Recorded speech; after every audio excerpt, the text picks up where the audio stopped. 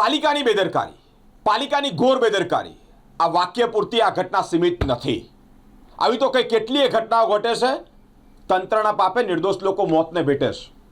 કુદરતી ઘટના ન કહેવાય. આ ઘટનાને હું હત્યાના સ્વરૂપમાં જોઈ રહ્યો છું. કોન્ટ્રાક્ટરની ગંભીર બેદરકારી ને લીધે માંજલપુરમાં એક ડ્રેનેજનો મોટો ખાડો, મોટો કૂવા જેવો ખાડો ખોદ્યો હતો અને એની આજુબાજુ કોઈ જ પ્રકારના બેરિકેડ નહીં, અને એક નિર્દોષ વ્યક્તિ મોતને ભેટ્યો કે ખાડામાં ખાબક્યો અને પરિવારજને એક આશાનું કિરણ ગુમાવ્યું.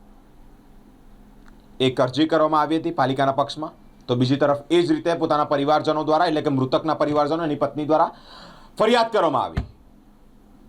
આ જે કોન્ટ્રાક્ટર છે, આવા કેટલા કોન્ટ્રાક્ટરો બેફામ છે કે વડોદરા નગરીને ખાડોદરા નગરી, કારણ કે ઠેર ઠેર ખાડાઓ, ઠેર ઠેર મસ્ત મોટા ભૂવાઓ, ઠેર ઠેર ડ્રેનેજના કામ ક્યારે પતશે ખબર જ નથી, ઠેર ઠેર રોડ રસ્તાના તમે જુઓ, ચારે ઝોનમાં ઠેર ઠેર ખાડાઓ. 5 મિનિટમાં જે જગ્યાએ પહોંચવાનું એ જગ્યા પર પહોંચતા 20 થી 25 મિનિટ થાય છે.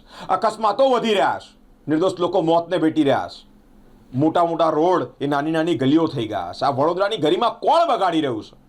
આવા કોન્ટ્રાક્ટરો પર જ્યાં સુધી ગંભીર પગલાં નહીં લેવાય ત્યાં સુધી આવા અકસ્માતો થતા રહેશે. આજે આ માંજલપુરનો એક નિર્દોષ વ્યક્તિ મર્યો, આવતીકાલે મારા ઘરનો પણ વ્યક્તિ હોઈ શકે ને આવતીકાલે તમારા ઘરનો પણ વ્યક્તિ હોઈ શકે. વિપક્ષની જવાબદારી નથી સરકારના કાન ખોલવાની કે એમની સામે વિરોધ કરવાની. આપણા સૌની પણ પરમ પવિત્ર ફરજ છે કે આ વડોદરા મારું છે, તો આ મારા વડોદરા માટે મારે શું કરવું જોઈએ.